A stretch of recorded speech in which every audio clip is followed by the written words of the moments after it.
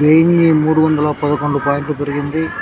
Nifty 373 పాయింట్లు పెరిగింది. అదేవిధంగా నాస్డాక్ పెరిగింది.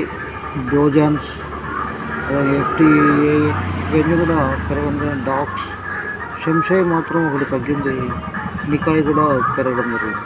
ముఖ్యంగా వాయిదాల వార్నింగ్ అంటూ savings, pension, EMI, home loans, payments, bills, medical, rent, car loans, insurance ఇవన్నీ కూడా చాలా అద్భుతంగా ఇచ్చారు. ఈ సమస్య ఎందుకు ఇంత వేగంగా పెరుగుతుంది ఈఎంఐ అనేటువంటిది కూడా ఇచ్చాడు. Kotak service fund, mutual fund, Kotak Mahindra assessment managing company Kotak of service fund పేరుతో కొత్త పథకాన్ని ప్రారంభించింది. ఈ నెల 18 వరకు పెట్టుబడులకు అందుబాటులో ఉంటుంది. దేశ జీడీపీలో 55%. అదేవిధంగా ఐసిఐసిఐ ప్రూడెంట్ 360 బీమా పథకం, నీ ఫండ్ ఆఫర్లు వచ్చాయి. బజాజ్ జనరల్ సెటిల్ ఫ్లైస్ ఆరోగ్య బీమా. ఇక వీళ్ళు కొంత రికమెండేషన్ చేశారు కొన్ని దాంట్లో.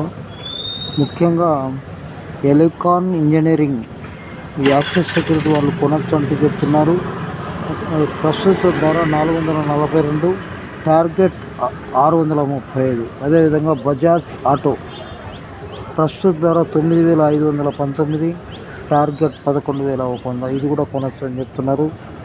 గత వారం అప్పయింది. ఆర్పోర్ట్లు తప్పవని తెలుస్తుంది. బ్రేక్అవుట్కి ఛాన్స్ ఉందా? యూరప్ యూఎన్ డీల్తో జోష్. మార్కెట్లో ఎస్టీడీడీ షాక్ చెక్. ఇక గణాంకాలు, విదేశాంశాల ఎఫెక్ట్. మార్కెట్ ట్రెండ్పై నిపుణుల విశ్లేషణ. ముఖ్యంగా ఇవన్నీ రకాలుగా వడ్డీలు అన్నీ రకరకాలైనటువంటి దాని తర్వాత ఒక సపరేట్ వీడియోలో విశ్లేషించేద్దాం. ఈరోజు ఎలా ఉంది దాని మీద మన అంచనాలు. ఈరోజు కూడా పెరిగే అవకాశాలు మనకు కనిపిస్తున్నాయి. కాబట్టి ఇంట్రాడేలో చేసేవాళ్ళు చాలా